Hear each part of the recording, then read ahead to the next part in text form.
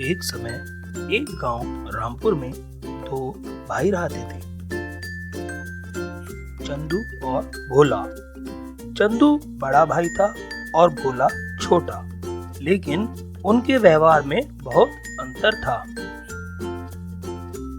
जहां चंदू लालची और चालाक था, वहीं भोला बहुत परोपकारी और दयालु था। वह लोगों की मदद किया करता था। पिताजी की मौत के बाद चंदू ने चालाकी से भोला के हिस्से की सारी जमीन और घर को अपने कब्जे में कर लिया था और भोला और उसकी पत्नी को घर से निकाल दिया था। अब भोला और उसकी पत्नी राधा दोनों एक झोपड़ी में रहते थे। एक शाम भोला को काम की तलाश में दूसरे गांव जाना था, तो उसने अपनी पत्नी से कहा, अरे राधा, आज मैं काम की तलाश में रतनपुर जा रहा हूँ, कल आ जाऊंगा। वहाँ मुझे एक सज्जन से मिलना है, उनके यहाँ काम करने वाला चाहिए। अगर बात बन जाती है तो फिर हम रतनपुर में ही रहेंगे। लेकिन आप कल चले जाना, अब तो शाम हो रही है और रास्ते में तो जंगल भी पड़ता है। नहीं, अभी जाना पड़ेगा, क्योंकि उन्होंने आज ही मिलने को बुलाया है। और ऐसा कहकर भोला रतनपुर के लिए निकल जाता है। रास्ते के लिए राधा उसके लिए 4 रोटी बांध देती है। रास्ते में चलते चलते भोला को भूख लग जाती है। वहीं उसे रास्ते में एक कुआं दिखाई देता है।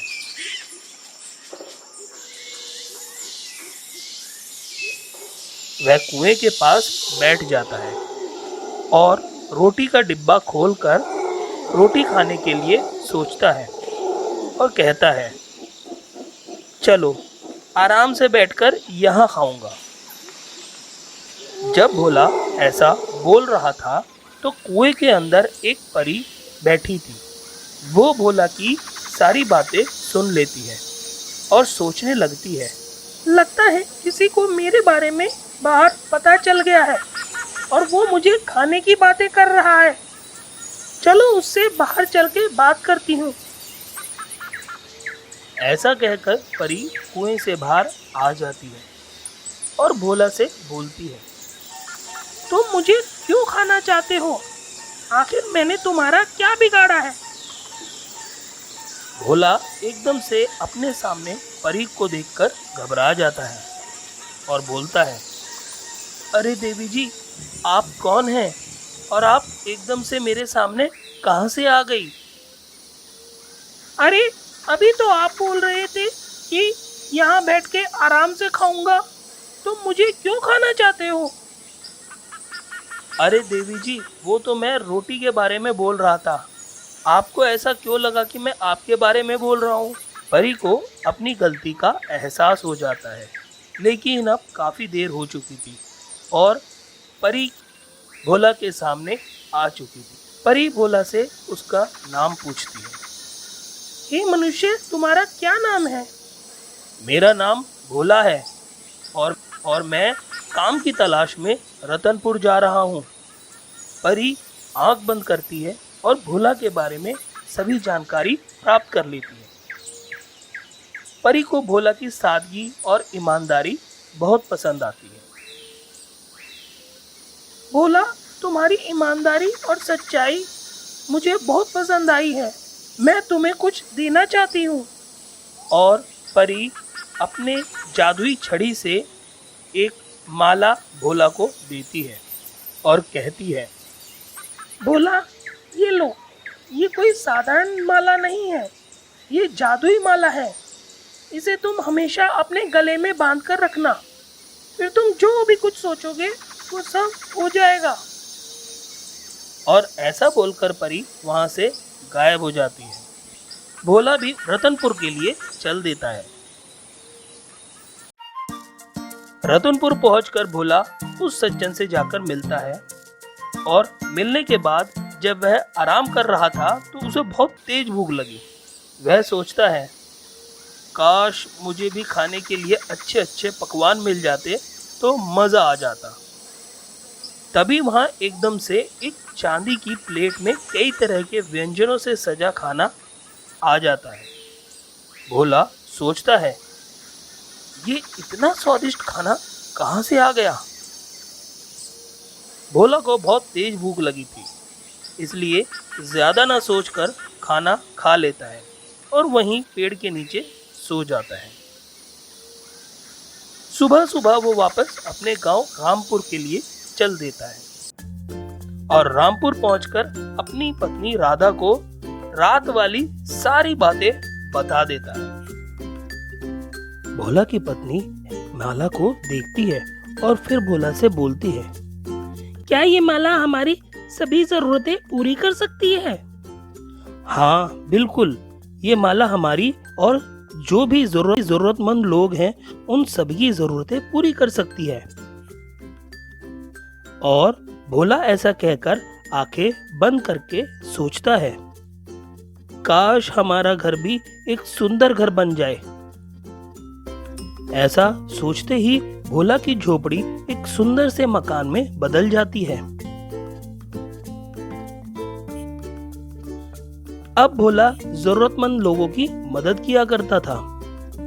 देखते ही देखते भोला का नाम दानी भोला के नाम से प्रसिद्ध होने लगा। भोला की प्रसिद्धि उसके भाई के कानों तक भी पहुंचती है। वो भी दानी भोला के पास जाता है और वह देखकर हैरान रह जाता है कि ये तो उसका भाई ही है। वह भोला से बिना मिले ही वापस आ जाता है और अपनी पत्नी से बातें करता है। पता है आज मैं कहाँ गया था? कहाँ? आज मैं भोला के पास गया था। उसने तो बहुत अच्छा घर बना लिया है। उसके पास इतना पैसा आया कहाँ से? जरा तुम राधा से प्यार से पूछकर देखना कि वह क्या बताती है। अगले दिन भोला की पत्नी राधा से उसके घर मिलने जाती है। अरे वाह राधा, इतना सुंदर घर, क्या बात है। राधा, भोला भैया की कोई लॉटरी वॉटरी लग गई है क्या? अरे नहीं दीदी। और फिर राधा चंदू की पत्नी को परी वाली सारी बातें बता देती है। अच्छा, तो ये सब उस चमत्कारी माला की वजह से है।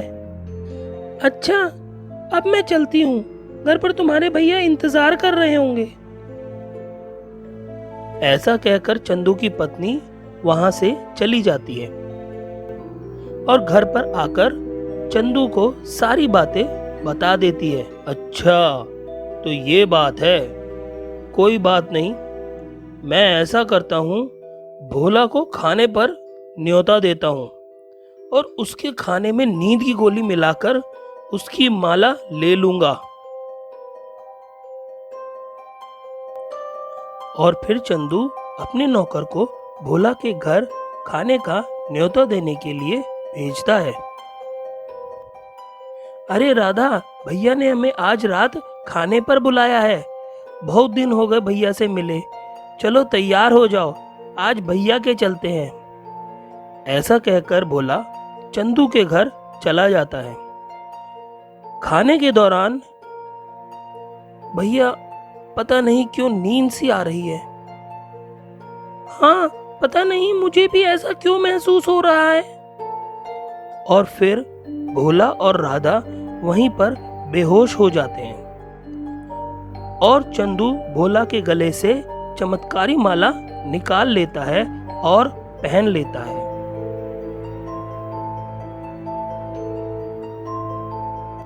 काश मेरा घर भी भोला जितना बड़ा और सुंदर हो जाए। ऐसा बोलते ही उसका घर बड़ा और सुंदर होने की बजाय झोपड़ी में बदल जाता है। अरे अरे अरे, ये क्या हो रहा है? ये क्या हो गया? ये तो उल्टा हो रहा है। ये कैसी माला है? इसने तो मेरा सब कुछ बर्बाद कर दिया। ऐसा कहकर चंदू रोने लगता है। इतनी देर में ही भोला की आंखें खुल जाती हैं। चंदू भोला के पैरों में गिर जाता है और माफी मांगता है। भाई, मुझे माफ कर दे, मैं बहुत लालची हूँ। इसी कारण माला का मुझ पर उल्टा प्रभाव हो गया है और मेरा घर झोपड़ी में बदल गया है। मुझे माफ कर दे। भोला को अपने भाई पर दया आ जाती है और वह उसे माफ कर देता है और मन में बोलता है, काश मेरे भाई का घर पहले जैसा हो जाए। जैसे ही भोला ऐसा बोलता है, उसके भाई का घर पहले जैसा हो जाता है। उसका भाई भोला से बोलता है, भाई, आज मेरी आंखें खुल गई हैं। आज से मैं भी ईमानदारी से काम करूंगा और जरूरतमंद लोगों की मदद किया करूंगा। तो दोस्तों, इस कहानी से हमें ये शिक्षा मिलती है कि हमें जरूरतमंद लोगों की मदद करनी चाहिए और अपने काम में ईमानदार होना चाहिए। तो कैसी लगी आपको ये कहानी, हमें कमेंट बॉक्स में ज़रूर बताइएगा।